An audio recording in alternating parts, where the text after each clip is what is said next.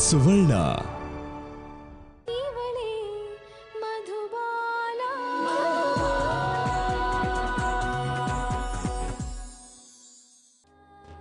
ನನಗೂ ಇಲ್ಲಿಗೆ ಬಂದ್ಮೇಲೆ ವಾಪಸ್ ಎಲ್ಲಿಗೂ ಹೋಗಕ್ಕೆ ಮನಸ್ಸೇ ಆಗ್ತಿಲ್ಲ ಸರ್. ಈ ವಾತಾವರಣ ಅಷ್ಟು ಸುಂದರವಾಗಿದೆ, ಪ್ರಶಾಂತವಾಗಿದೆ. ಎಲ್ಲ ದೊಡ್ಡ ಬುದ್ಧಿಯವರ ಶಕ್ತಿ. ಎಂಥವರನ್ನು ಆಕರ್ಷಿಸುತ್ತೆ ಅವರ ತೇಜಸ್ಸು, ಅವ್ರು ಮಾಡಿದ ಕೆಲಸಗಳು. ಅವ್ರಿಗೀಗ 108 ವರ್ಷ ಆಯ್ತು. ಆದರೂ ಮಠದ ಎಲ್ಲ ವ್ಯವಹಾರಗಳನ್ನು, ಆಗು ಹೋಗುಗಳನ್ನು ಅವರೇ ನೋಡ್ಕೊಳ್ತಾರೆ. ಸಾವಿರಾರು ವಿದ್ಯಾರ್ಥಿಗಳಿಗೆ ಶಿಕ್ಷಣ ಕೊಡ್ತಾ ಇದ್ದಾರೆ. ನನಗೂ ಸೇವೆ ಮಾಡಬೇಕು ಅಂತ ಅನಿಸ್ತಿದೆ ಸರ್. ನಾನು ಸೇವೆ ಮಾಡ್ತೀನಿ. ಇಲ್ಲಿ ನನಗೇನಾದರೂ ಕೆಲಸ ಕೊಡಿಸಿ, ಒಂದಷ್ಟು ದಿನ ಉಳ್ಕೊಳ್ಳೋದಕ್ಕೆ ಜಾಗ ಕೊಡಿಸಿ.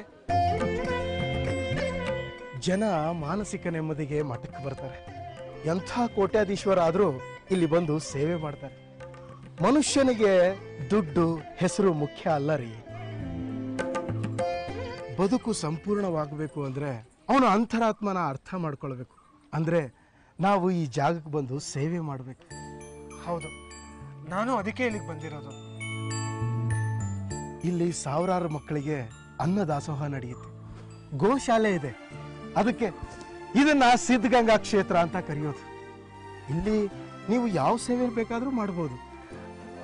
ಆದರೆ ನಾನು ಬಟ್ಟೆ ಬರೆ ಏನೂ ತಂದಿಲ್ಲ. ಮನೆಯಿಂದ ಹಾಗೆ ಹೊರಟು ಬಂದಿದ್ದೀನಿ. ಎಲ್ಲಿ ಉಳ್ಕೊಳ್ಳೋದು, ಏನು ಮಾಡೋದು ಒಂದು ಗೊತ್ತಾಗ್ತಿಲ್ಲ. ಅದಕ್ಕೇನು ಚಿಂತೆ ಮಾಡಬೇಡಿ. ನಿಮ್ಮ ಹಾಗೆ ಇಲ್ಲಿಗೆ ತುಂಬ ಜನ ಬರ್ತಾರೆ. ಯಾರಿಗೆ ನಿಜವಾಗಲೂ ನಿಸ್ವಾರ್ಥವಾಗಿ ಸೇವೆ ಮಾಡಬೇಕು ಅನ್ನೋ ಮನಸ್ಸಿರುತ್ತೋ ಅಂಥವರಿಗೆ ಈ ಮಠ ಎಲ್ಲವನ್ನ ಕಲ್ಪಿಸುತ್ತೆ. ನಿಮ್ಮ ನೋಡಿದ್ರೆ ಜೆಂಟ್ಲ್ಮನ್ ಥರ ಕಾಣಿಸ್ತೀರಿ. ಬನ್ನಿ, ನಿಮ್ಗೆ ಉಳ್ಕೊಳ್ಳೋದಕ್ಕೆ ವ್ಯವಸ್ಥೆ ಮಾಡ್ತೀನಿ. ತುಂಬ ಥ್ಯಾಂಕ್ಸ್ ಸರ್. ಥ್ಯಾಂಕ್ಸ್ ಅನ್ನೋ ಪದನ ಈ ಕ್ಷೇತ್ರದಲ್ಲಿ ಹೇಳಬಾರ್ದು. ನಾವೆಲ್ಲ ಇಲ್ಲಿ ಸೇವೆ ಮಾಡೋಕೆ ಬಂದವರು. ಬನ್ನಿ.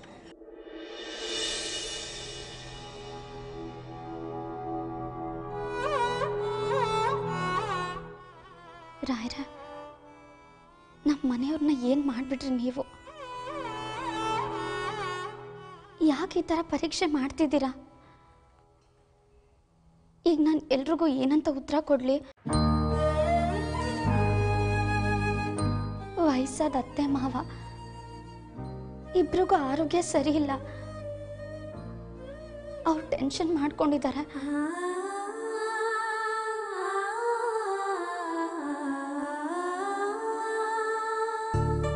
ಹೌದು ರಾಯ್ರೆ, ಎಲ್ಲ ನಂದೇ ತಪ್ಪು. ನೀವು ಸೂಚ್ಯವಾಗಿ ಇವ್ರನ್ನ ಬಿಡಬೇಡ ಅಂದ್ರಿ. ಕನ್ಸಲ್ಲಿ ಬಂದು ಉಪದೇಶ ಮಾಡಿದ್ರಿ. ನನಗೆ ಬುದ್ಧಿ ಮಾತು ಕೂಡ ಹೇಳಿದ್ರಿ. ಆದ್ರೆ ನಾನು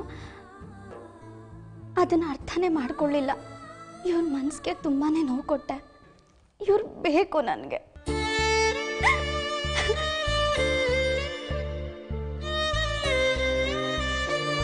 ಇವ್ರನ್ನ ಬಿಟ್ಟು ಬದುಕೋ ಶಕ್ತಿ ನನಗಿಲ್ಲ ರಾಯ್ರೆ. ಇನ್ ಮುಂದೆ ಅವ್ರಿಗೆ ನೋವು ಕೊಡಲ್ಲ. ನೀವೇ ನಂಗೊಂದು ದಾರಿ ತೋರಿಸ್ಬೇಕು.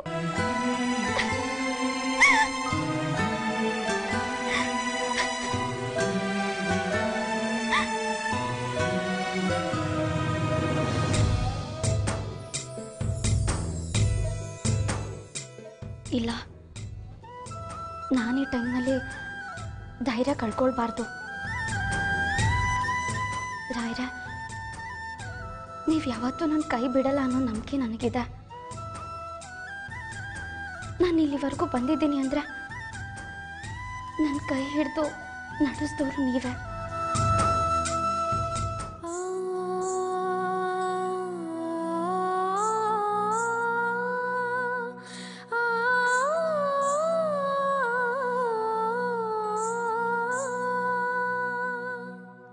ಹಬ್ಬಿ ನಿಂತ ಬಳ್ಳಿಗೆ ಮರವಿ ಮೋಸ ಮಾಡಿದೆ, ಬೆಳೆದು ನಿಂತ ಸುಳ್ಳಿಗೆ ಬದುಕಿ ನರಕವಾಗಿದೆ.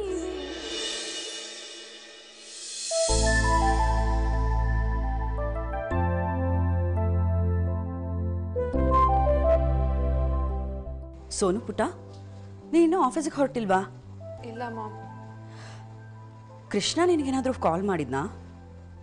ಇಲ್ಲ, ಅವ್ನು ನನ್ನ ಬರ್ಡೇಯಿಂದ ಹಾಗೆ ಅಪ್ಸೆಟ್ಟಾಗಿ ಹೋಗಿದ್ದು ನಂಗೆ ತುಂಬ ಬೇಜಾರಾಯಿತು ಮಾಮ್. ಇಲ್ಲಿಂದ ಹೋದವನು ಇನ್ನೂ ಮನೆಗೆ ಬಂದಿಲ್ವಂತೆ. ಎಲ್ಲರೂ ಅವನಿಗೋಸ್ಕರ ಹುಡುಕ್ತಾ ಇದ್ದಾರೆ. ಏನು ಹೇಳ್ತಾ ಇದೆಯಾ ಮಾಮ್? ಹೌದು ಪುಟ್ಟ, ಮಧು ಕೃಷ್ಣನ ಹುಡುಕ್ತಿದ್ದಾಳೆ ಅನ್ನೋ ಇನ್ಫಾರ್ಮೇಶನ್ ನನಗೆ ಬಂದಿದೆ.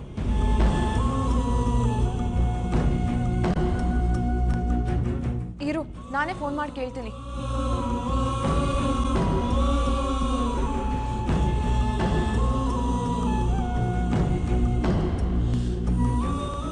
ಸ್ವಿಚ್ ಆಫ್ ಅಂತ ಬರ್ತಿದೆ. ಎಲ್ಲಿ ಹೋದ ಕೃಷ್? ಅದೇ ಗೊತ್ತಿಲ್ಲ. ಮಧು ತುಂಬಾ ಹುಡುಕ್ತಾ ಇದ್ದಾಳಂತೆ. ಯಾಕೆ ಹಾಗೆ ಮಾಡ್ದ ಅಂತಾನೆ ಗೊತ್ತಾಗ್ತಿಲ್ಲ. ನಾನು ಕೇಕ್ ತಿನ್ಸಕ್ ಹೋದೆ ಅಂತ ಬೇಜಾರು ಮಾಡ್ಕೊಂಡ. ಆದ್ರೆ ಅದಕ್ಕೆ ಮನೆ ಬಿಟ್ಟು ಹೋಗುವಂಥದ್ದು ಏನಿತ್ತು? ನಂಗೆ ಬೇಡ, ತಿನ್ನಲ್ಲ ಅಂತ ಹೇಳಿದ್ರೆ ಆಗ್ತಿತ್ತಲ್ವಾ? ಹೌದು, ನಾನು ಗಮನಿಸಿದೆ. ಅವ್ನು ನಿನ್ನ ಮುಖ ನೋಡೋದಕ್ಕೆ ಇರಿಟೇಟ್ ಮಾಡ್ಕೋತಿದ್ದ. ಹ್ಞೂ ಮಾಮ್, ನಾನು ಹಿಂಗೆ ಅವತ್ತಿಂದ ಹೇಳ್ತಿದ್ದು ಇದನ್ನೇ. ನನ್ನ ಹತ್ರ ಹೋದ್ರೆ ಅವ್ನು ಹೇಗೆ ಆಡ್ತಾನೆ ಅಂತ ಗೊತ್ತಾಯ್ತಾ ನಿಂಗೆ? ಅದಕ್ಕೆ ನಾನು ಹೇಳಿದ್ದು ಅವ್ನು ನಂಗೆ ಸಿಗಲ್ಲ ಅಂತ. ಆದರೆ ನೀನೇ ಅವ್ನು ನಿಂಗೆ ಸಿಗ್ತಾನೆ, ನಾನು ಏನಾದರೂ ಮಾಡ್ತೀನಿ ಅಂತ ನನಗೆ ಸಮಾಧಾನ ಮಾಡ್ತೀಯ ಅಷ್ಟೇ. ನಾನು ಇಷ್ಟು ದಿನ ಮಧುನೇ ಡಬಲ್ಗೆ ಮಾಡ್ತಿದ್ದಾಳೆ. ಕೃಷ್ಣನ್ಗೆ ನಿನ್ನನ್ನು ಕಂಡ್ರೆ ತುಂಬಾ ಇಷ್ಟ ಅಂತ ಅನ್ಕೊಂಡಿದ್ದೆ. ಇಲ್ಲ ಮಾಮ್, ಮಧು ಒಳ್ಳೆಯವಳು. ಅವಳ ಮನಸ್ಸಲ್ಲಿ ನಾನು ಕೃಷ್ಣ ಜೊತೆಗಿರ್ಬೇಕು ಅಂತ ಇದೆ. ಅದಕ್ಕೆ ಏನೇನು ಪ್ರಯತ್ನ ಮಾಡಬೇಕು ಎಲ್ಲ ಮಾಡ್ತಾನೂ ಇದ್ದಾಳೆ. ಆದರೆ ಕೃಷ್ಣನೇ ಸರಿ ಇಲ್ಲ ಮಾಮ್. ಈಗ ನಡೀತಿರೋದನ್ನೆಲ್ಲ ನೋಡಿದ್ರೆ ಕೃಷ್ಣ ನನ್ನನ್ನು ಒಪ್ಕೊಳ್ಳೋದೇ ಕಷ್ಟ ಅನಿಸ್ತಿದೆ ಬೇಬಿ. ಮಾಮ್, ನಿನಗೂ ಹಾಗೆ ಅನಿಸ್ತಾ ಇದೆ ಅಲ್ವಾ? ಡೋಂಟ್ ವರಿ ಬೇಬಿ, ನಾನು ಅದಕ್ಕೋಸ್ಕರ ಏನಾದರೂ ಒಂದು ದಾರಿ ಹುಡುಕ್ತೇನೆ. ಕೃಷ್ಣನೇ ವಾಪಸ್ ಬರಲಿಲ್ಲ ಅಂದರೆ ನೀನಾದರೂ ಏನು ಮಾಡ್ತೀಯ ಮಾಮ್? ನೋಡ್ ಸೋನು, ಕೃಷ್ಣ ಒಬ್ಬನೇ ಬದುಕಲ್ಲ ನಿನಗೆ. ನಿನ್ನ ಬದುಕು ಅದಕ್ಕಿಂತ ದೊಡ್ಡದಾಗಿದೆ. ನಿನ್ನ ಜೀವನದಲ್ಲಿ ಆಗ್ಬೇಕಾಗಿರೋದಿನ್ನೂ ಸಾಕಷ್ಟಿದೆ. ಕೆಲವೊಂದ್ಸಲ ರಿಲೇಶನ್ಶಿಪ್ಗಳು, ಫ್ರೆಂಡ್ಶಿಪ್ಗಳು, ನಮ್ಮವ್ರನ್ನ ಎಲ್ಲನೂ ಮರೆತು ನಮಗೋಸ್ಕರ ನಾವು ಬದುಕಬೇಕು. ಆಗಲೇ ಬದುಕಿನ ನಿಜವಾದ ಅರ್ಥ ಏನು ಅಂತ ಗೊತ್ತಾಗೋದು. ನೀನು ಅಷ್ಟೇ ಸೋನು, ಎಲ್ಲನೂ ಮರೆತು ನಿನಗೋಸ್ಕರ ಬದುಕೋದಕ್ಕೆ ಶುರು ಮಾಡು. ಆಮೇಲೆ ನೋಡು, ಎಲ್ಲ ತಾನಾಗೆ ಸರಿದಾರಿಗೆ ಬರುತ್ತೆ. ಹೀಗೆ ಮನೆಯಲ್ಲೇ ಕೂತ್ಕೊಂಡಿದ್ರೆ ನಿಂಗೆ ತಲೆನೇ ಕೆಟ್ಟೋಗುತ್ತೆ. ಆರಾಮಾಗಿ ಆಫೀಸ್ಗೆ ಹೋಗು, ಅದೇ ಸರಿ. ಗೋ ಸೋನು ಪುಟ.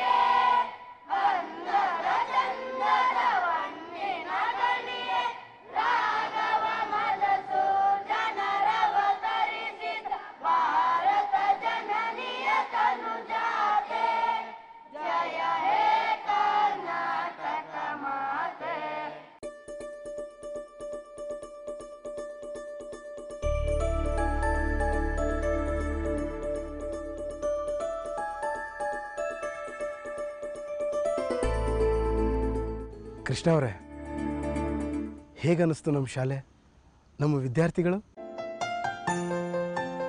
ಇಷ್ಟೊಂದು ಮಕ್ಕಳನ್ನ ಒಟ್ಟಿಗೆ ನೋಡೋದಕ್ಕೆ ತುಂಬ ಖುಷಿ ಆಗುತ್ತೆ ಸರ್.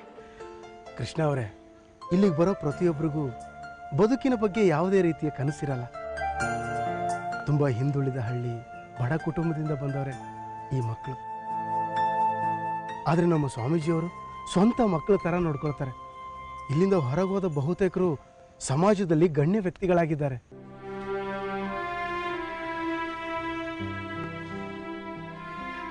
ಕೃಷ್ಣ ಅವರೇ, ಅದೇನೋ ಸೇವೆ ಮಾಡಬೇಕು ಅಂತಿದ್ರಲ್ಲ, ಬನ್ನಿ ನಮ್ಮ ಶಾಲೆಯ ಯಾವುದಾದ್ರೂ ಒಂದು ಕ್ಲಾಸಿಗೆ ಪಾಠ ಮಾಡಿ. ವೈ ನಾಟ್, ಮಾಡ್ತೀನಿ. ನನಗೆ ಗೊತ್ತಿರೋದನ್ನ ಹೇಳ್ತೀನಿ. ಹಾಂ,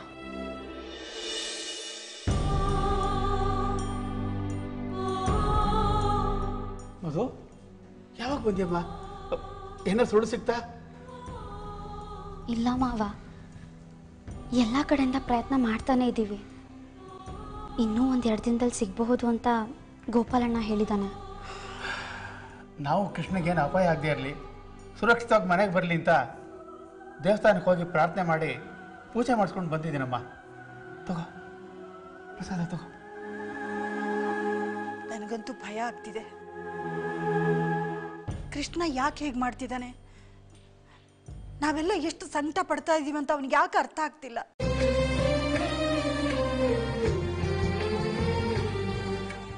ಇವತ್ತು ಸಾಕಷ್ಟು ಕಡೆ ಹುಡುಕಿದ್ವಿ ಅಮ್ಮ. ಪೇಪರ್, ಆಫೀಸು, ಪೊಲೀಸ್ ಸ್ಟೇಷನ್ ಎಲ್ಲ ಕಡೆ ಹೋಗಿ ಬಂದ್ವಿ. ಮಧು, ಮುಖ್ಯವಾಗಿ ನಿನ್ನ ಗ್ರಹಗತಿ ಸರಿ ಇಲ್ವಂತೆ. ಒಂದು ಪೂಜೆ ಮಾಡಿಸ್ಬೇಕಂತೆ ಅರ್ಚಕರು ಹೇಳಿದ್ರು. ಹಾಗೆ ಆ ಮಗುನ ಮನೆಯಿಂದ ಆಚೆ ಕಳಿಸು.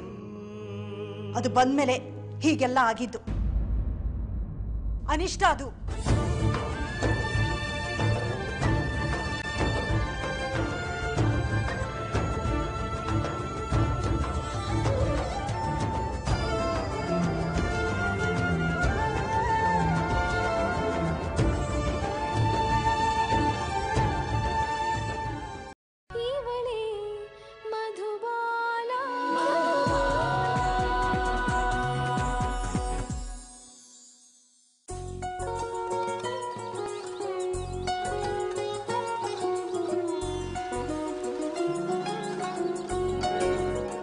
Hi students, very good morning.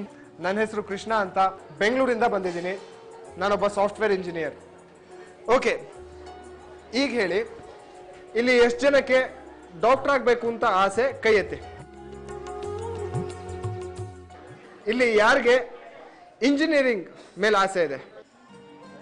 Wow, very good. 90% of the class engineer ಆಗಬೇಕು ಅಂತಿದ್ದೀರಾ ಅಲ್ವಾ? Okay, put your hands down.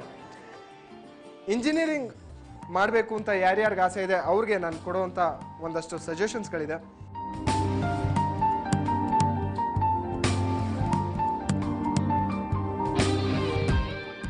ನೀವೆಲ್ಲ ನಿಜವಾಗ್ಲೂ ತುಂಬ ಪುಣ್ಯವಂತರು. ಎಂಥ ಕ್ಷೇತ್ರದಲ್ಲಿದ್ದೀರಾ. ನಾನಿಲ್ಲಿಗೆ ಬಂದು ಸ್ವಲ್ಪ ಹೊತ್ತೇ ಆದರೂ ನಿಜವಾಗ್ಲೂ ಮನಸ್ಸಿಗೆ ತುಂಬ ನೆಮ್ಮದಿ, ಸಂತೋಷ ಸಿಗ್ತಾ ಇದೆ. ಅಂಥದ್ರಲ್ಲಿ ನೀವು ದಿನ ಇಲ್ಲೇ ಕಾಲ ಕಳೀತಾ ಇರೋರು, ಇಲ್ಲೇ ಓದ್ತಾ ಇದ್ದೀರಾ. ಗುರುಜಿಯವರ ಆಶೀರ್ವಾದ ಯಾವಾಗಲೂ ನಿಮ್ಮ ಮೇಲಿರುತ್ತೆ. ಸರ್, ನೀವ್ಯಾಕೆ ಕೆಲಸ ಬಿಟ್ಟು ಬಂದ್ರಿ? ಬೇಜಾರಾಯಿತು, ಒಂದು ಸ್ವಲ್ಪ ದಿನ ರೆಸ್ಟ್ ತಗೊಳ್ಳೋಣ ಅಂತ ಬಂದೆ. ಹಾಗೆ ನಿಮ್ಮ ಜೊತೆ ಆಟ ಆಡ್ಕೊಂಡು ಟೈಮು ಸ್ಪೆಂಡ್ ಮಾಡೋಣ ಅಂತ ಬಂದೆ. ಸರ್, ಇಂಜಿನಿಯರ್ ಆದ್ರೆ ಫಾರಿನ್ಗೆ ಹೋಗ್ಬೋದಾ? ಖಂಡಿತ ಹೋಗ್ಬೋದು. ಆದರೆ ಅದಕ್ಕೆ ಚೆನ್ನಾಗಿ ಓದ್ಕೋಬೇಕು. ಪರ್ಸೆಂಟೇಜ್ ತುಂಬ ಚೆನ್ನಾಗಿರಬೇಕು ನಿಮ್ಮದು.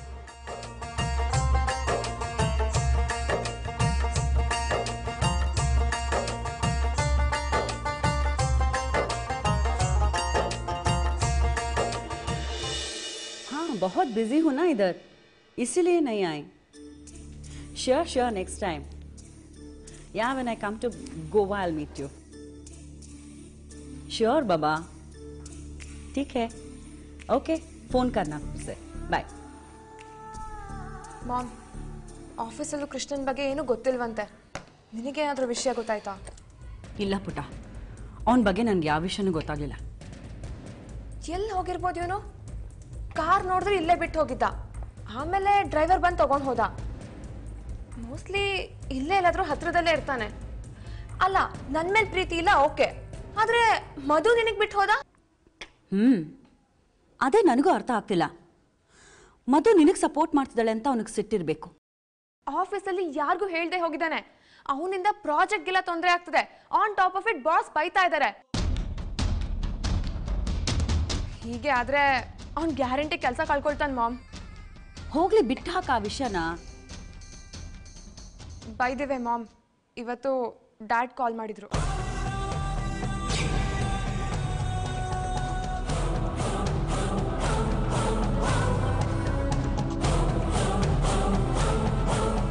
ಸೋನು, ನಾನು ಹೇಳಿದನ್ನ ಸರಿಯಾಗಿ ಅರ್ಥ ಮಾಡ್ಕೊ. ಅವನ ಜೊತೆನಲ್ಲಿ ಮಾತಾಡ್ಬೇಡ. ಅವ್ನು ಸರಿ ಇಲ್ಲ, ಹುಚ್ಚ ಅವನು. ನಿನಗಿನ್ನೂ ಗೊತ್ತಿಲ್ಲ. ಮಾಮ್, ಹುಚ್ಚ ಆಗ್ಲಿ, ಕಿವುಡ ಆಗ್ಲಿ, ಕುಂಟ ಆಗ್ಲಿ, ಜನ್ಮ ಕೊಟ್ಟು ತಂದೆನೆ ತಾನೇ. ಅದು ಹಾಗಲ್ಲ ಸೋನು. ನನಗಿನ್ನೂ ಅವನೇನು ಅಂತ ಗೊತ್ತಿಲ್ಲ. ನಾನು ಅವನ ಜೊತೆನಲ್ಲಿದ್ದು ಎಷ್ಟು ಕಷ್ಟ ಅನುಭವಿಸಿದ್ದೀನಿ ಗೊತ್ತಾ? ಪ್ಲೀಸ್ ನನ್ನ ಮಾತನ್ನ ಕೇಳು. ಅವನ್ ಸಹವಾಸ ಮಾಡಬೇಡ. ನಾನು ನಿನ್ನ ಒಳ್ಳೆದಕ್ಕೆ ಹೇಳ್ತಾ ಇರೋದು. ಆಗಲ್ಲ ಮಾಮ್. ಅದ್ಯಾಕೆ ನಿಂಗೆ ಅವ್ರ ಮೇಲೆ ಅಷ್ಟೊಂದು ದ್ವೇಷ? ಇದು ದ್ವೇಷ ಅಲ್ಲ, ನಿಜವಾಗ್ಲೂ ನಾನು ನಿನ್ನ ಒಳ್ಳೆದಕ್ಕೆ ಹೇಳ್ತಾ ಇರೋದು. ಕೃಷ್ಣನ್ ಕತೆ ನೋಡಿದ್ರೆ ಹೀಗೆ. ಅವ್ನು ನನಗೆ ಇನ್ಯಾವತ್ತೂ ಲೈಫಲ್ಲಿ ಸಿಗಲ್ಲ ಬಿಡು.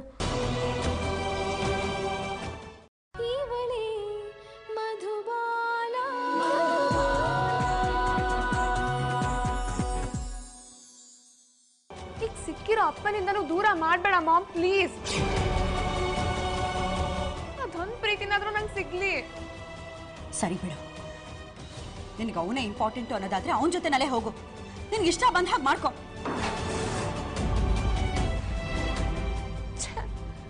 ಅಪ್ಪನ ಬಗ್ಗೆ ಮಾತಾಡಿದ್ರೆ ಈ ಮಾಮ್ ಯಾಕೆ ಹೀಗಾಡ್ತಾಳೆ? ಹೋಗ್ಲಿ, ಇವರಿಬ್ರು ಸಮಸ್ಯೆ ಏನು ಅಂತ ಬಾಯ್ ಬಿಟ್ಟು ಹೇಳ್ಕೊಳಲ್ಲ. ನನಗೂ ಸಾಕಾಗ್ಬಿಡಿದೆ ಲೈಫು.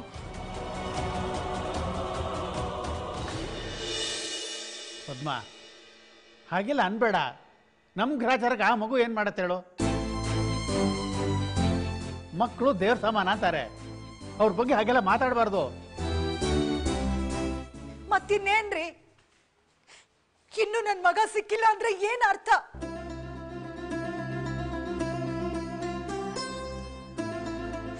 ನಂಗೆ ಗೊತ್ತು ರೀ, ನನ್ನ ಮಗನ್ಗಿಂತ ನಿಮ್ಗೆ ಆ ಕುಲ ಗೋತ್ರ ಗೊತ್ತಿಲ್ಲದೆ ಇರೋ ಮಗುನೇ ಮುಖ್ಯ ಅಂತ. ಅಯ್ಯೋ, ಅದು ಹಾಗಲ್ಲ ಪದ್ಮ, ಅರ್ಥ ಮಾಡ್ಕೋ. ಬರ್ತೀನಿ ಹಾಗೆ ನೋಡಿ. ನನ್ನ ಮಗ ಸಿಗೋವರೆಗೂ ನಾನು ಒಂದು ಹನಿ ನೀರು ಸಹ ಕುಡಿಯಲ್ಲ. ನನ್ನ ಪ್ರಾಣ ಹೋದ್ರೆ ಪರವಾಗಿಲ್ಲ.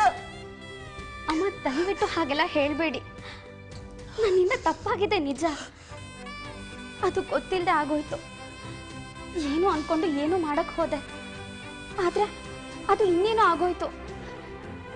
ಆದ್ರೆ ನೀವು ಈ ಸಮಯದಲ್ಲಿ ಧೈರ್ಯ ಕಳ್ಕೊಂಡ್ರೆ ನಾನು ಏನ್ ಮಾಡ್ಬೇಕು ಅಂತ ದಿಕ್ಕೆ ತೋಚಲ್ಲ ಅಮ್ಮ. ಮಧು ಹೇಳೋದು ಸರಿಯಾಗಿದೆ. ಈ ಸಮಯದಲ್ಲಿ ನಾವು ಅವಳಿಗೆ ಬೈಯೋದಾಗ್ಲಿ ಒತ್ತಡ ಹಾಕೋದಾಗ್ಲಿ ಮಾಡಿದ್ರೆ ಏನು ಪ್ರಯೋಜನ ಆಗೋದಿಲ್ಲ. ಧೈರ್ಯವಾಗಿ ನಮ್ಮ ಪ್ರಯತ್ನ ನಾವು ಮುಂದುವರ್ಸೋಣ.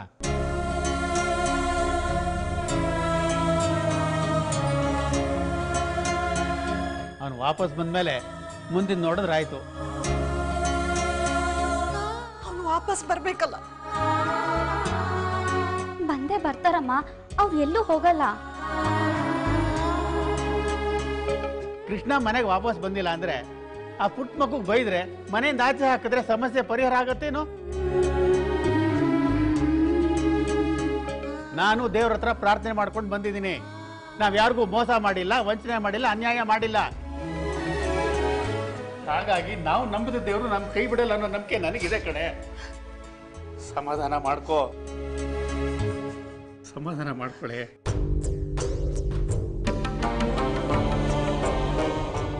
ಇವ್ರು ವಾಪಸ್ ಬರ್ತಾರಾ? ಬಂದಿಲ್ಲ ಅಂದ್ರೆ ಏನ್ ಮಾಡೋದು? ನನಗಂತೂ ಏನ್ ಮಾಡೋದು ಅಂತ ದಿಕ್ಕೆ ತೋಚ್ತಾ ಇಲ್ಲ. ಈ ಜಗತ್ತನ್ನೇ ಬಿಟ್ಟು ದೂರ ಹೋಗ್ಬಿಡೋಣ ಅನ್ಸ್ತಿದೆ.